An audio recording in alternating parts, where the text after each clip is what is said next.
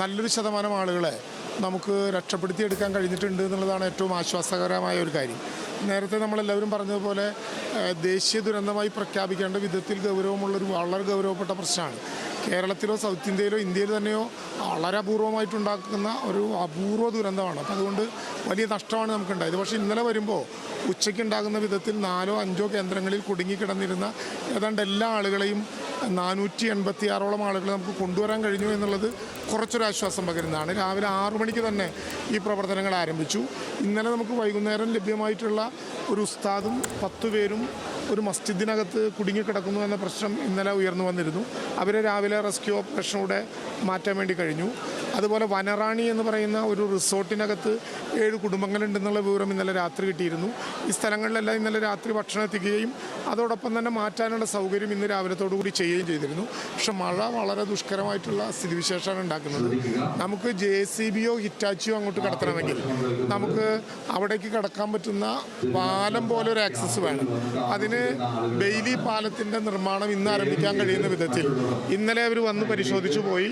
ഇന്ന് MEGക്ക് ആ നിർമ്മാണ പ്രവർത്തനം ആരംഭിക്കുന്നു എന്നുള്ളത് ഒരു ആശ്വാസകരമായ കാര്യമാണ്.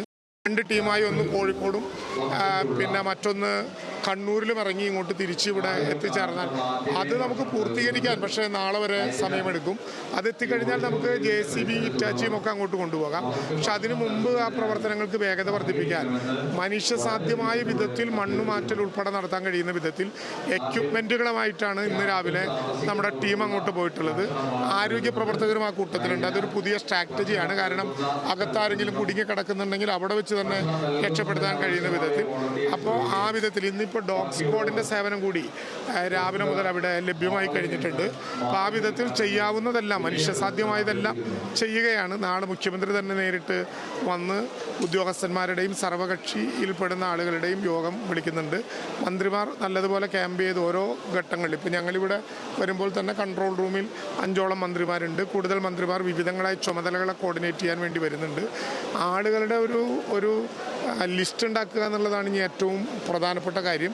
വോട്ടർ പട്ടിക, അംഗനവാടി ടീച്ചർമാരുടെ നിർദ്ദേശം, ഇതൊക്കെ കൂടി എടുത്തുകൊണ്ട് നമുക്ക് കുട്ടികൾ ഉൾപ്പെടെയുള്ളവരുടെ ലിസ്റ്റ് ഉണ്ടാക്കി ആശുപത്രിയിലുള്ളവരെത്ര, മരണപ്പെട്ടവരുടെ ലിസ്റ്റിൽപ്പെട്ടവരെത്ര, ക്യാമ്പിലുള്ളവരെത്ര, ഇതുകൂടി കാൽക്കുലേറ്റ് ചെയ്ത് വേണ്ടി വരും നമുക്ക് ഇത്രയും ഒരു പ്രത്യേകമായ ഘട്ടത്തിൽ ആളുകളെ കണ്ടെത്താൻ വേണ്ടി. ക്യാമ്പിലൊക്കെ ആളുകളുടെ വല്ലാത്ത പ്രയാസങ്ങളാണ്. ഇപ്പം തന്നെ നമ്മൾ കണ്ടല്ലോ, കുട്ടി മരിച്ച 8 വയസ്സായിട്ടുള്ള കുട്ടി മരിച്ച വാർത്ത കിട്ടുമ്പോഴുണ്ടാകുന്നൊരു അമ്മയുടെ പ്രയാസമാണ് സഹിക്കാൻ പറ്റുന്നതിനേക്കാൾ വലുതാണ്.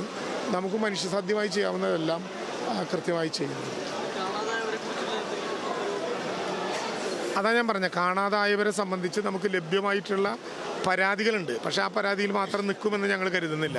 അപ്പോൾ ആ പരാതി മാത്രമല്ല, പൊതുവെ വോട്ടർ പട്ടിക, പിന്നെ റേഷൻ കാർഡ്, നമ്മുടെ അംഗനവാടി ടീച്ചർമാരുടെ നിർദ്ദേശം, നമ്മുടെ തൊഴിലാളി സ്ഥലങ്ങളിൽ ലയങ്ങളിലുള്ള മസ്റ്ററിംഗ് റിപ്പോർട്ട്, ഇതെല്ലാം കൂടി പരിശോധിച്ച് നിലവിൽ നമ്മൾ കണ്ടുമുട്ടിയിട്ടുള്ള ജീവനുള്ളതും മരണപ്പെട്ടതും ആശുപത്രിയിലുള്ളതുമായ ലിസ്റ്റുമായി താരതമ്യം ചെയ്തതിന് ശേഷമേ നമുക്ക് എത്ര പേർ എന്ന് കൃത്യമായി നമുക്ക് ഉറപ്പിക്കാൻ കഴിയും.